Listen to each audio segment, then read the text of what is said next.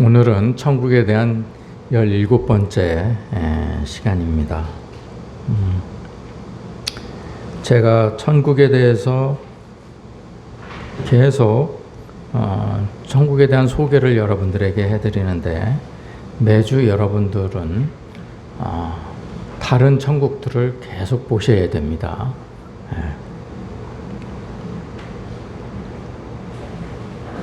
자, 우리가 이 땅에서 천국을 살지 못하면요, 죽어서 천국에 가지 못합니다. 분명해요. 왜냐하면 하나님은 거듭나야 천국을 볼 수 있다고 그러셨거든요. 그런데 거듭난 사람들은 이 땅에 천국을 삽니다. 그래서 다시 말하면 거듭난 자들이 천국에 가는데 거듭난 자들은 이 땅에서 천국을 보는 사람들이에요. 그래서 이 땅에 천국을 보지 못하면 죽어서도 천국을 가지 못합니다. 이것이요, 주님께서 말씀하시는 무릇 있는 자는 더 받게 되는 거예요. 없는 자는 있는 것도 빼앗기게 되는 것입니다. 이게 살아서 천국을 경험한 사람은 죽어서도 천국에 가고, 살아서 지옥을 경험한 사람은 죽어서도 천국을 가는 거예요. 우리가 그냥 세상적인 이치로 공평하게 하려면 세상에서 천국을 맛본 사람은 죽어서 지옥에 가야 되지 않습니까? 성경은 그렇지 않아요. 이 땅에서 천국을 경험한 사람들은 죽어서도 천국을 갑니다. 이 땅의 반대로 이 땅에서 지옥을 구경한 사람은 죽어서도 지옥에 가게 되는 것이죠.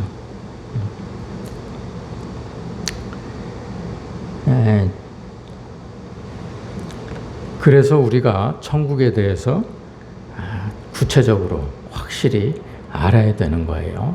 자, 그러면 우리 앞에 이 천국이라는 지도가 놓여져 있습니다. 성경 66권이 천국에 대한 지도예요. 자, 지도를 보고 우리의 현 위치를 알아야 된다고 그랬습니다. 내가 지금 어느 위치에 있는지 그걸 분명히 알아야 돼요. 그리고 그 다음에 뭐가 필요하다고 그랬습니까? 내가 어디로 갈 것인지. 우리가요, 어떤 유원지에 가게 되면 유원지의 입구에 지도가 있습니다. 안내도가 있죠. 그러면 이제 현 위치가 다 표시가 되어 있습니다. 그러면 그거를 우리가 다 돌 수는 없다고 치면 우리가 나는 오늘 여기서 여기까지 이렇게 돌아와야 되겠다, 이렇게 방향을 정하죠.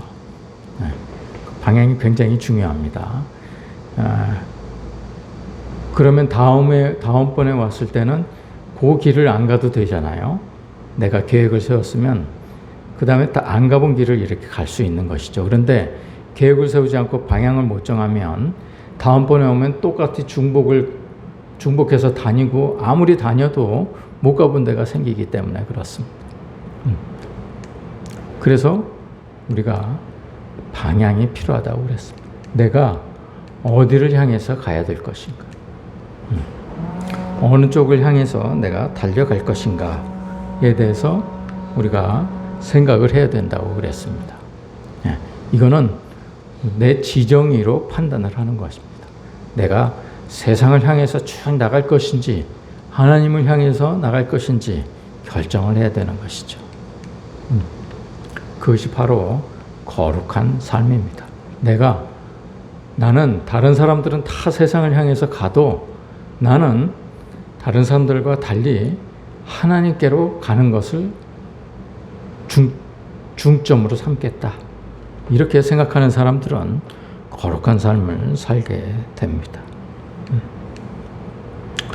자, 천국은 3차원적으로 생각을 해야 되는데 우선 통치 개념으로 내 마음속에 이루어지는, 하나님께서 나를 통치하시면, 내가 하나님의 통치를 받으면 내가 이 땅에서 사는 동안에 천국을 경험하면서 살게 되는 것이죠. 그래서 통치 개념에서 본 천국이 있다고 그랬습니다. 뭐가 있다고 그랬습니까? 심령이 가난한 자, 내가 하나님 앞에서 아무것도 갖고 있지 않음을 아는 자가 되는 것입니다. 그런 자만이 천국을 구경할 수 있고 하나님의 통치를 받을 수가 있습니다. 그 다음에 뭡니까? 애통하는 자. 내가 정말 죄인임을, 내가 죄인일 수밖에 없고 지금도 아직 죄에서 벗어나지 못했음을 애통해하고, 다른 사람이 죄에 빠져서 헤어나오지 못하는 것도 보고 애통해하는 자를 뜻합니다. 애통하는 자, 이 사람들이 하나님의 통치를 받게 됩니다. 그 다음에 온유한 자. 온유한 자는 자기가 느끼고 생각하고 판단할 능력이 있어요. 그런데 하나님 앞에서 모든 것을 내려놓고, 그리고 그 내가 가지고 있는 지정의를 함부로 남용하지 않는 그런 사람을 뜻한다고 그랬습니다. 그 다음에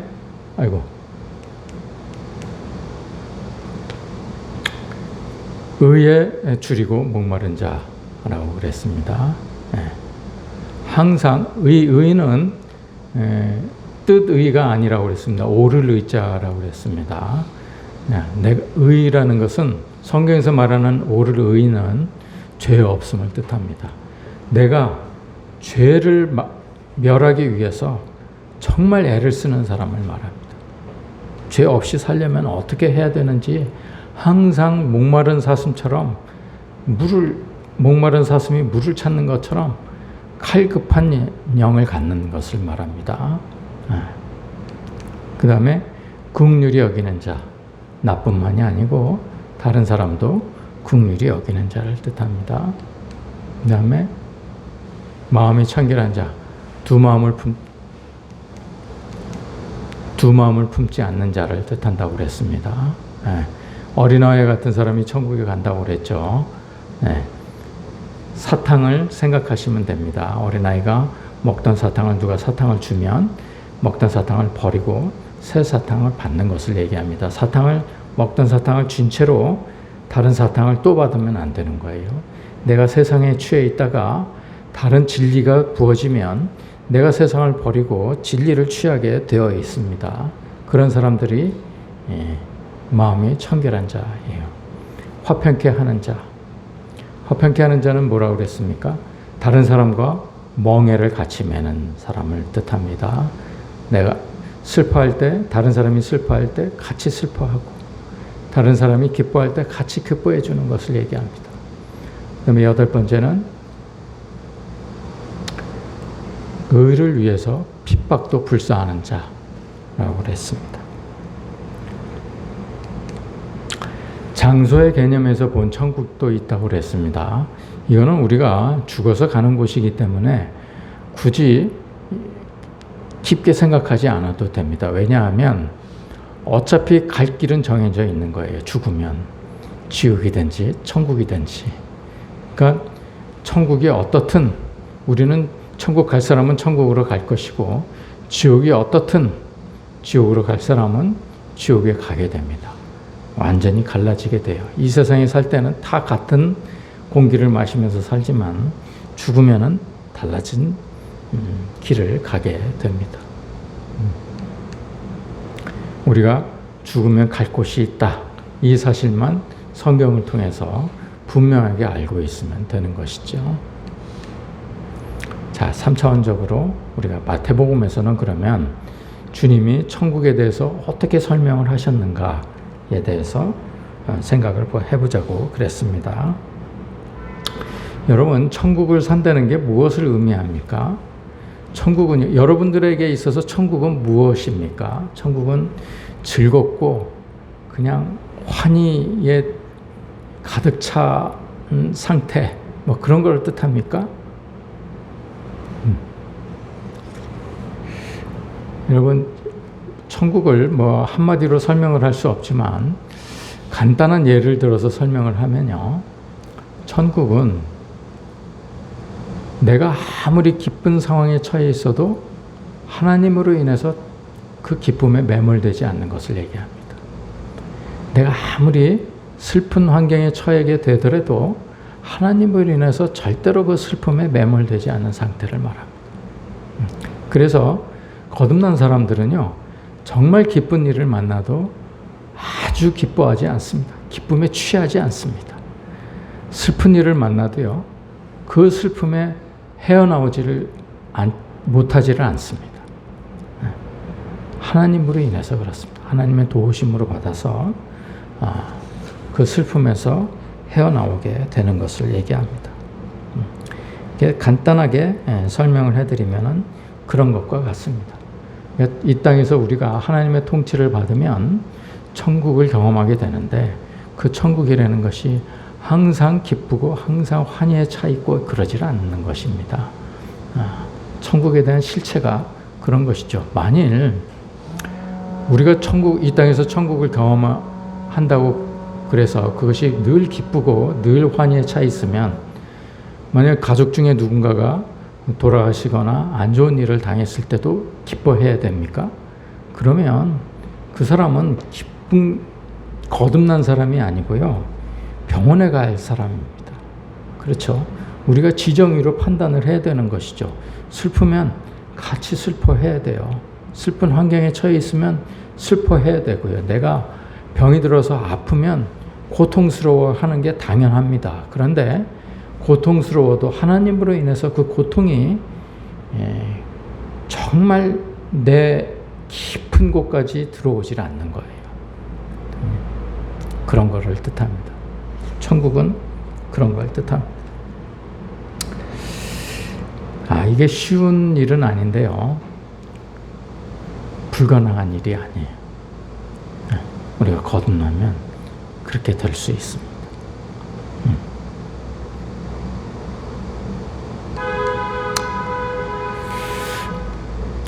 첫째로, 천국은 사람의 마음속에 있음을 주님께서 가르쳐 주십니다. 천국은 좋은 씨를 자기 밭에 뿌린 사람과 같다고 그랬습니다.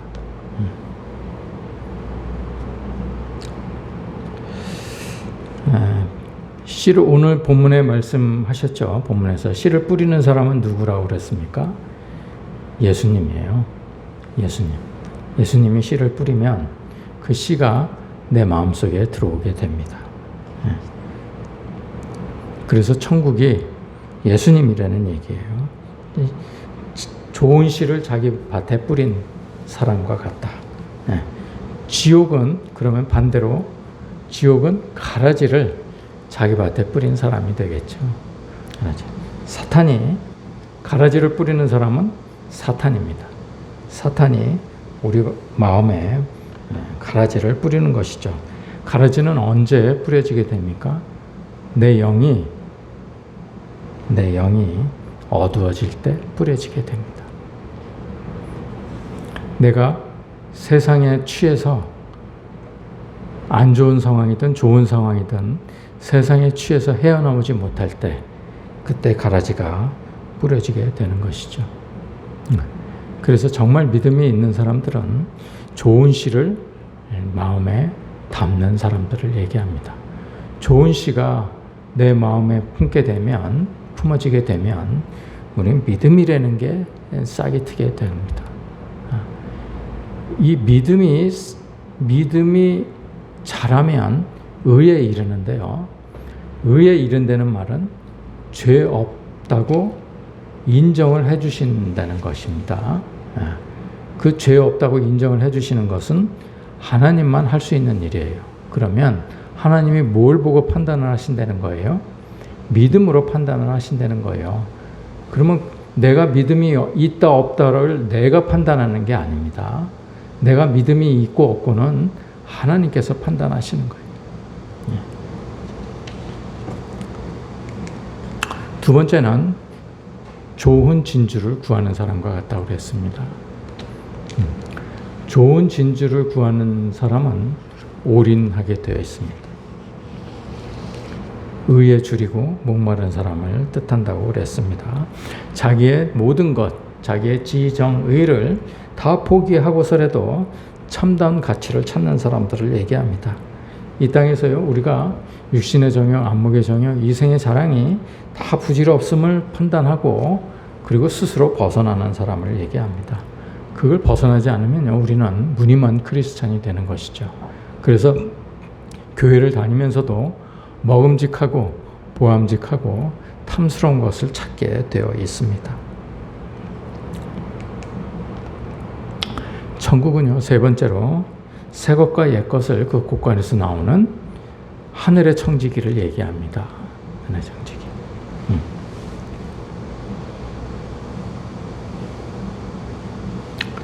주님이 원하시는 것은요, 하나님의 마음을 아는 것입니다. 우리가 좋은 선한 일, 착한 일 이런 것을 하는 것을 원하시는 게 아니고요, 하나님의 마음을 아는 것을 원하셔요. 그래서 하나님의 마음을 아는 사람들은 하나님의 뜻대로 행하게 되어 있습니다. 그 뜻대로 행하는 사람은요, 그리스도 안에서 확신을 가지고 이 세상을 사는 사람들입니다. 주님은요, 분명히 말씀하셨어요. 나더러 주여 주여 하는 자마다 다 천국에 갈 것이 아니요 하늘에 계신 내 아버지 뜻대로 행하는 자라야 들어간다고 그랬습니다. 그래서 천국은요, 새 계명과 옛 계명이 연합되는 그런 곳이다.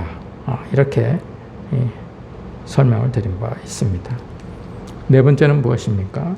천국은 일꾼을 찾는 포도원 주인과도 같다고 그랬습니다. 천국에서는 품삯을 셈하지 않는다고 그랬습니다. 먼저 온 사람은 많이 주고 늦게 온 사람은 적게 주고 그런 것 없습니다. 구원의 삭은 똑같습니다. 그래서 우리는 끝까지 포기하지 않고 끝까지 주님께 매달려야 된다고 그랬습니다. 주님 포기하지 않으세요. 끝까지. 포기는 우리가 하는 것이죠. 다섯 번째로 천국은 아들의 혼인잔치를 준비하는 임금과도 같다고 그랬습니다. 주님은 원래 천국에 데려가려고 초대한 사람이 있다고 그랬습니다. 그 사람이 누굽니까? 유대인이죠. 오늘로 치면 교회를 다니는 사람들입니다. 교인들이요, 넉넉히 있다가 지옥으로 가기 십상입니다. 교인들은 더 노력을 많이 해야 됩니다. 왜냐하면 교회에서 쓸데없는 지정의를 많이 쌓았기 때문에 그렇습니다. 그래서 더 노력을 많이 해야 됩니다. 안 그러면 나중된 사람이 먼저 되게 되는 결과를 초래하게 되기 때문에 그렇습니다. 자, 이제 천국은 두 번째로 어떤 물질과도 같다고 비유를 하셨어요. 마태복음에서. 첫 번째 뭐라고 그랬습니까? 천국은 겨자씨와 같다고 그랬습니다. 겨자씨 한 알과 같다고 그랬습니다. 작은 말씀이지만 누군가에게 심겨지면 그 말씀이 스스로 영향력을 발휘해서 모든 사람들의 영혼을 쉬게 한다고 그랬습니다. 이 말씀은요, 뒤에 나오는 누룩과도 같습니다. 같은 비유로 같이 설명을 하고 계세요. 누룩은 씨가 들어가서 내 자신뿐만이 아니고 모든 사람들을 다 변화시키는 것을 얘기합니다. 누룩이 빵을 전부 빵 전체 반죽된 밀가루 전체에 영향을 주듯이 내 전체 전부라고 그랬습니다. 전부에 영향을 주는 거예요. 그런데 그 영향을 받은 내가 어떠한 공동체 속에 들어가면 그 공동체도 전부 영향을 받아서 그 공동체가 변화하게 된다고 그랬습니다. 그래서 천국은 겨자씨 같기도 하고 누룩 같기도 합니다.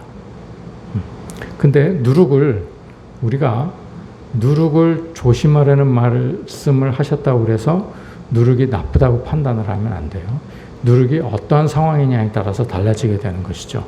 주님은요, 분명히 주의해야 될 누룩은 바리새인과 사두개인들의 누룩이라고 그랬습니다. 바리새인과 사두개인들의 영향을 받지 말라, 이 말씀입니다. 하나님의 영향을 받아야지 바리새인과 사두개인의 영향을 받으면 안 된다. 여기서는요, 천국은 마치 여자가 가루 서말 속에 갖다 넣어 전부 부풀게 한 누룩 같다 그랬는데 이 여자는 교회를 뜻합니다. 교회 안에 누룩. 이 누룩은 바리새인과 사두개인의 누룩과는 다른 누룩입니다.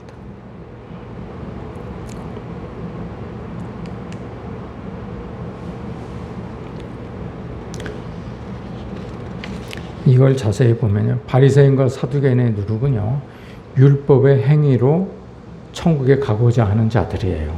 오늘날로 치면 술, 담배 안 하고 성경 말씀 잘 배우고 그리고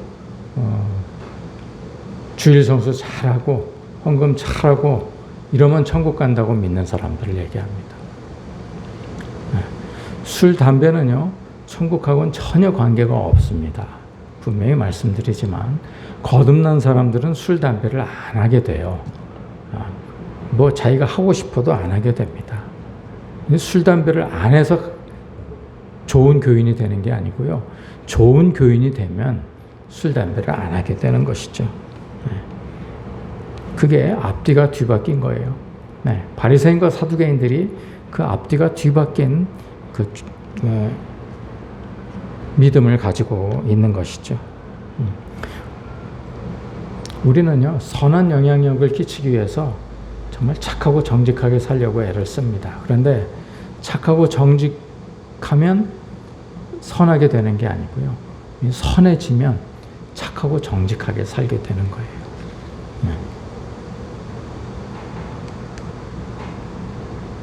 자, 오늘 우리가 나눌 말씀은 천국은 밭에 감추인 보화와 같다는 말씀입니다. 감추인 보화, 감추인 보화. 감추었다는 말은 아무에게나 보여주지 않는다는 얘기입니다. 사람마다 귀하게 여기는 것이 있어요. 여러분들에게 가장 귀한 것은 무엇입니까? 생각해 보신 적이 있어요? 나한테는 아주 귀한 게 있고 그보다 조금 덜 귀한 것도 있고 그렇죠. 아주 귀하고 덜 귀한 거는 뭘로 판단을 합니까? 뭘 기준으로 삼습니까? 내가 두 가지를 놓고 봤을 때 둘 중에 하나 버리라고 그러면 버릴 수 있는 것이 덜 귀한 거죠. 둘 중에 하나는 절대로 버릴 수 없는 것이 제일 귀한 것입니다. 그걸로 판단을 하면 됩니다. 우리가요, 저는 어릴 때요, 구슬이 내 인생의 전부였어요. 그래서 구슬치기를 할 때는요, 아무것도 귀한 게 없었어요. 밥도 귀하지 않았습니다. 어머니가 밥 먹으라고 소리를 쳐도 귀에 들어오지 않았어요. 밥이 중요한 게 아니었어요. 구슬이 최고였어요. 그래서 그 구슬을, 친구들 구슬을 따먹으려고 온 정신과 땀을 다 흘릴 때였습니다. 그때는 그렇게 구슬밖에 귀한 게 없었어요. 우리 어릴 때 그러지 않습니까? 여러분들도 그러지 않았습니까? 딱지가 제일 좋거나 인형놀이 할 때가 제일 정신이 팔려 있을 때죠.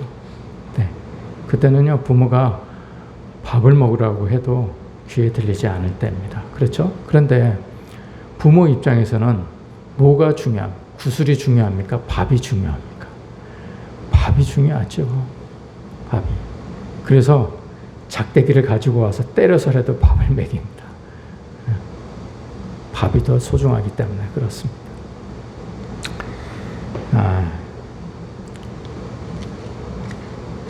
결혼 정년기의 청년들에게는 이성이 제일 중요합니다.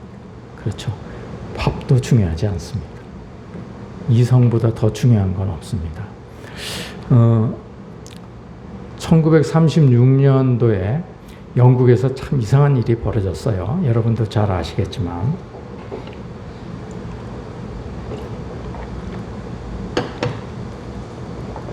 1936년도면 제2차 세계대전이 싹이 틀 때입니다. 그러니까 1차 대전이 끝나고 그 연합국에서 독일이나 그 전쟁을 일으킨 나라들에게 배상을 요구를 해가지고요. 그 배상액을 갚기 위해서 독일이 엄청나게 노력을 많이 했는데 거기에 대한 불만이 싹트기 시작했어요. 그래서 독일이 다시 재무장하기 시작했습니다. 그때가 1936년이에요. 원래 제2차 세계대전은 39년부터 시작한 걸로 기록이 되어 있지만 사실은 36년부터 싹이 트기 시작했습니다. 이 해는 이탈리아의 그 파시스트 독재자 무솔리니가 이디오피아를 침공할 때였고요. 후에 독일하고 이탈리아가 연합을 해가지고 스페인 내전에도 개입합니다.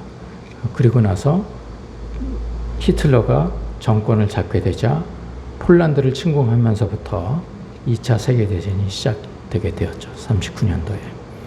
이 36년입니다. 이 36년도에 영국의 에드워드 8세라는 사람이 있었어요. 이 사람이 이제 조지 5세의 아들이었는데 조지 5세가 죽고 이 사람이 이제 왕위에 오르게 됩니다.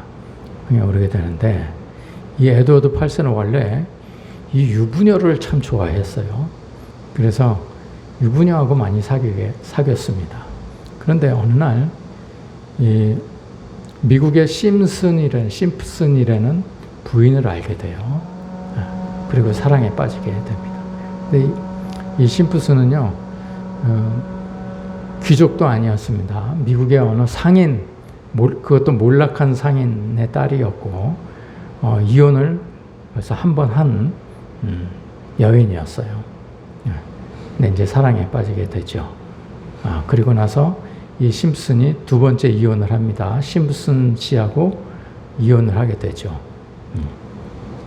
그리고 두 사람이 이제 결혼을 하는데, 그때 그 영국 총리가 볼드윈이라는 총리였어요. 이제 처칠은 이제 그 다음에 2차 세계대전이 발발하고 나서 처칠이 수상이 됐고, 이제 그 전에 수상이 이제 볼드윈이라는 수상이었는데, 이 수상이 에드워드 8세하고 심슨 부인하고 결혼을 반대합니다. 영국 의회도 반대를 합니다. 왜냐하면 영국 국교에서는 이혼을 금지하고 있기 때문에 그렇습니다. 그래서 그 영국 왕이 이혼한 여자하고 결혼을 하면 안 된다는 논리였어요. 그래서 그 강력하게 반대를 하죠. 그래가지고 에드워드 8세가요, 이 심슨 부인하고 결혼을 하기 위해서 왕위를 내려놓습니다. 전무후무한 일이에요. 전에도 없었고 지금까지 없었습니다. 그 일이. 그래서 그 여자하고 결혼을 하기 위해서 자기가 왕위를 포기합니다. 그리고 자기 동생에게 왕위를 남겨줘요. 사랑을 위해서도 왕위를 포기합니다. 젊은 청년들은 이성을 위해서 그렇게 하지요. 근데 다행히 에드워드 8세는 나중에 죽을 때까지 심슨 부인하고 같이 살죠. 죽을 때도요, 왕궁묘에 묻히지 않았어요. 왜냐하면 그 심슨 부인을 왕궁묘에다가 묻지 않을까봐. 자기가 먼저 죽었거든요. 죽어서도 같이 묻히기를 바래서 자기 성에 묻힙니다. 나중에 이제 심슨 부인이 죽고 그 에드워드 8세 곁에 심슨 부인이 묻히게 되죠. 우리가 이렇게요, 보통 어른이 되면 보이는 것보다 보이지 않는 것에 집중하게 되고, 또 보이지 않는 것이 훨씬 더 귀하다는 것을 알죠. 어린아이가 성장을 해서 청년이 되고 지나서 어른이 되면 사랑이라는 게 중요하다는 것을 깨닫게 됩니다. 보이지 않는 것이죠. 정말 중요한 것은요, 정말 귀한 것은 보이지 않는 것입니다. 진리와 같이 보이지 않는 것이. 사람이요, 나이가 먹게 되면요, 성경이라는 진리가 이 세상의 어느 것보다도 더 귀하다는 것을 깨닫게 됩니다. 아직 세상 것이 귀하다고 생각하는 사람은 아직 그 경지에 다다르지 않는 거예요.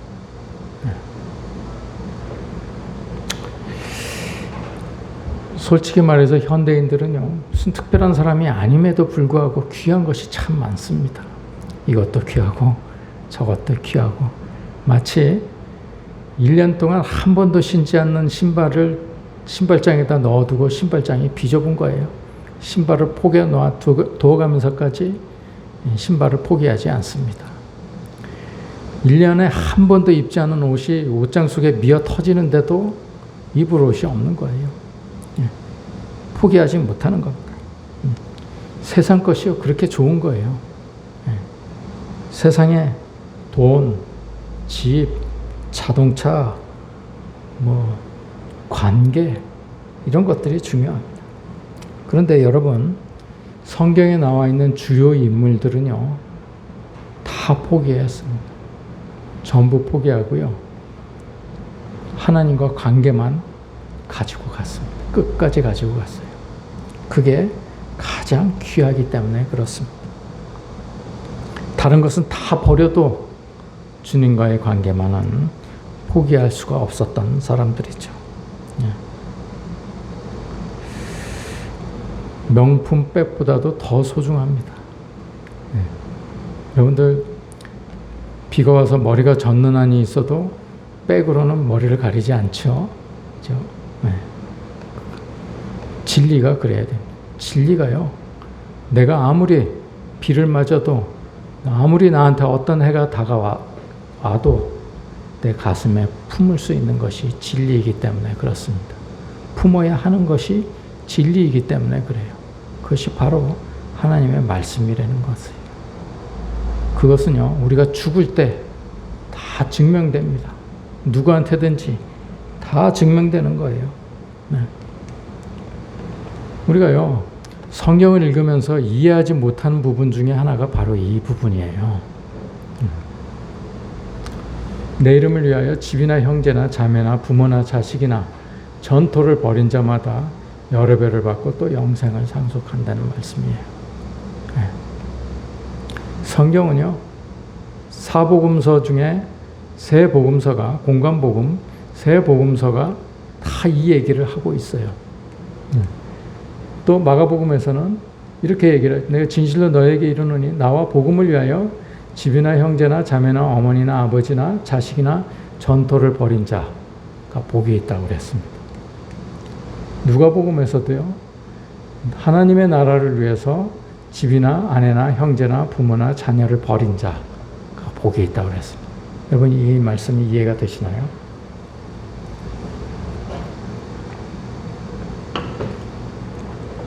성경은요, 부모를 공경하라고 분명히 가르칩니다. 그렇죠?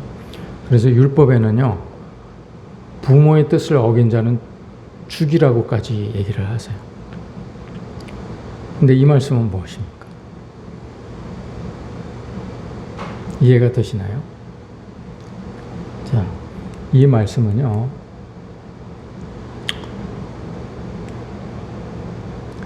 내 이름을 위하여, 하나는 얘기입니다.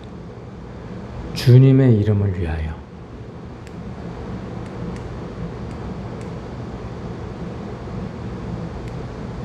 나와 복음을 위하여.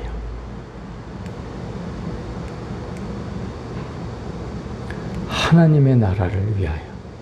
여러분, 이 말씀을 놓치면 안 돼요. 이 말씀을 놓치면 성경을 오해하게 됩니다. 곡해하게 돼요. 이 외에는 다 중하게 여길 것들이죠. 다 중하게 여기는 집이나 아내나 형제나 부모나 자녀, 다 중요하죠. 이 경우만 빼놓고 주님을 위해서, 아니면 주님의 나라, 복음을 위해서, 이것보다 더 중요하다는 얘기입니다. 이것보다 훨씬 더 중요하게 여겨야 된다는 얘기예요. 오늘 본문 마지막 절에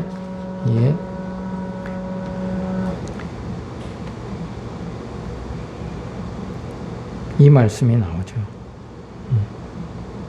마지막 절에 뭐라고 그랬습니까?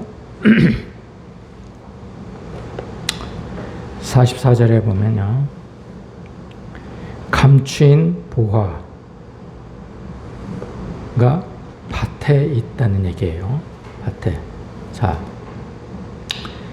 여러분, 이 말씀도 이해를 못하겠죠. 어떻게 사람이 남의 밭인데 그 밭에 뭐가 있으면은 그 밭 주인에게 갖다 주어야지. 어떻게 그거를 몰래 숨겨두고 자기 재산을 다 팔아서 그 밭을 삽니까? 은큼한 사람 아닙니까? 네. 근데 이 말씀은 그 말씀이 아니고요. 아까 그 말씀과 비슷합니다.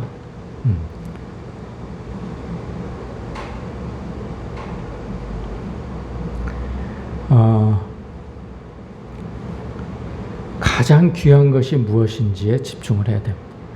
가장 귀한 것이 있으면요, 자기의 모든 소중한 것을 다 팔아서라도, 다 포기하고서라도 그것을 찾는 사람을 얘기합니다. 불의한 사람은요, 불의한 청지기하고도 같아요.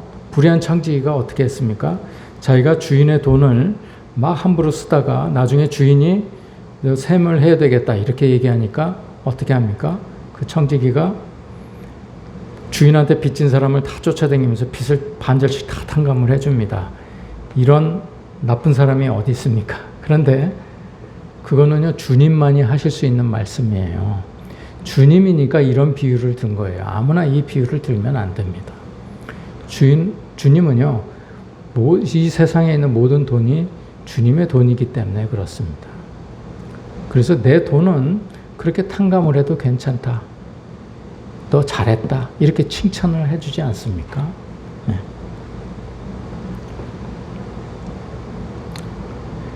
우리가요, 감추인 보화가 있는 것을 보고 돌아가서 자기의 모든 소유를 팔아서 그 밭을 사는 사람이 되어야 됩니다. 감추인 보화를 보면, 아무한테나 알려지지 않는 진리를 보게 되면 내가 가진 모든 것들, 내가 귀하게 여겼던 모든 것들을 다 포기하고 그것을 찾는 사람을 얘기합니다. 그것을 찾아야 된다고 오늘도 얘기를 하고 계시죠. 네.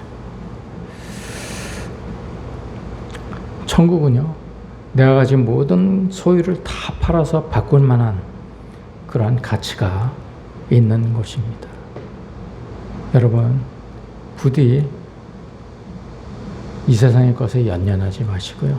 언제든지 버릴 수 있는 이 세상의 것보다 천국을 늘 소유하면서 사는 여러분들이 되시기를 간절히 축원합니다. 기도하시겠습니다. 하나님의 은혜를